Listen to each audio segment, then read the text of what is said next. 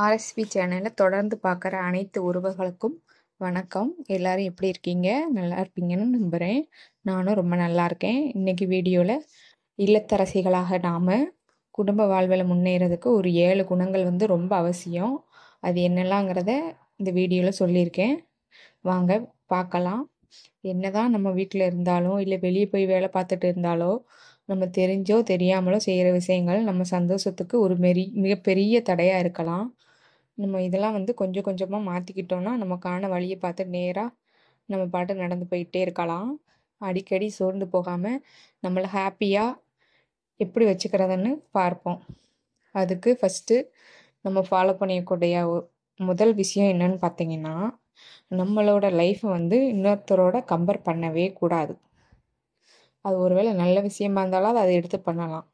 இல்லை அவங்க எப்படி இருக்காங்கன்னு அதை பற்றி பேசுகிறது ரொம்ப தப்பு. அதேமாரி கம்பேர் பண்ணியும் பார்க்கக்கூடாது. இது முதல் பாயிண்ட்டு. 2வது பார்த்திங்கன்னா, நம்ம தான் எல்லாத்துலேயும் கரெக்டாக இருப்போம். பர்ஃபெக்டாக நம்ம பண்ணுனா நம்ம கரெக்டாக இருக்கும், நம்ம சூப்பராக செய்வோம் எல்லாத்தையுமே அப்படின்னு மட்டும் நினைக்கவே கூடாது. இது பார்த்திங்கன்னா 2வது பாயிண்ட்டு. 3வது பார்த்திங்கன்னா, இது ரொம்ப ரொம்ப முக்கியமான பாயிண்ட்டு. என்னன்னு பார்த்தீங்கன்னா, மற்றவங்கள மாற்றணும்னு மட்டும் கண்டிப்பாக ட்ரை பண்ணாதீங்க. கண்டிப்பாக ட்ரை பண்ணவே பண்ணாதீங்க. ஏன்னா மற்றவங்கள நம்மளால் மாற்றவே முடியாது. நம்மளே வேணால் நம்ம உடம்பு நம்மளுடைய சாப்பாடு, நம்மளோட ஹெல்த்து இந்த மாதிரி வேணால் பார்த்துக்கலாம், மாற்றிக்கிடலாம். ஆனால் அடுத்தவங்கள மட்டும் மாற்றணும்னு நினச்சிங்கன்னா கண்டிப்பாக அது முடியவே முடியாது. ஏன்னா அடுத்தவங்கள மாற்றணுன்னீங்க அவங்க முதல்ல மாறணும்னு அவங்க தான் நினைக்கணும். ஏன்னா இன்னொருத்தர நம்ம மாற்றவே முடியாது. கண்டிப்பாக இதை ட்ரை பண்ணாதீங்க. இது 3வது பாயிண்ட்டு. 4வது பார்த்திங்கன்னா, மற்றவங்க செஞ்ச தப்பை தயவு செஞ்சு மன்னிச்சிருங்க. மன்னிக்கலைன்னு வச்சுக்கோங்களேன், நம்ம மண்டையிலையும் மனசுலையும் அதுவே தான் ஓடிட்டே இருக்கும்.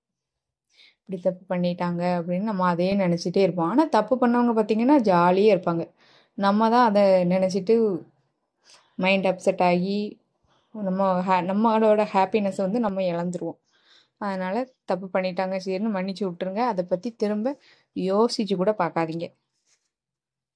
5வது பாயிண்ட் பார்த்திங்கன்னா, நம்ம இப்போ ஹவுஸ் ஒய்ஃபாக இருக்கோம், சமையல் குழந்தை பார்த்துக்கிறது, நம்மளோட வேலையில் நம்ம கரெக்டாக இருக்கணும். அதே மாதிரி ரொம்ப கவனமாகவும் பண்ணணும். இதை பண்ணினாலே நம்ம கொஞ்சம் ஹாப்பியாக இருப்போம். நம்ம கரெக்ட் டயத்துக்கும் சாப்பாடு எல்லாம் செஞ்சு எல்லாம் பார்த்துக்கிட்டோன்னா நம்மளுக்கு ஒரு டென்ஷனும் இருக்காது, எதுவுமே இருக்காது. இது 5வது பாயிண்ட்டு. 6வது பாயிண்ட் பார்த்திங்கன்னா, நம்மக்கிட்ட இருக்கிறத விட்டுட்டு இல்லாததை நினச்சி நம்ம கவலைப்படாது. இது கண்டிப்பாக இருக்கவே கூடாது. நம்மக்கிட்ட இருக்கிறத வச்சு நம்ம ஹாப்பியாக இருந்துக்கணும். இல்லாத நினச்சிலாம் கவலையே படக்கூடாது. அப்புறம் பார்த்திங்கன்னா 7வது பாயிண்ட்டு. இது ரொம்ப ரொம்ப முக்கியமான பாயிண்ட்டு. என்ன வேலை செஞ்சாலும் அதை ரொம்ப லவ் பண்ணி பண்ணுங்க. லவ் பண்ணி ரொம்ப கேரிங்கோடு பண்ணும்போது சும்மா சாதாரணமாக செய்கிற வேலை கூட சூப்பராக வரும்.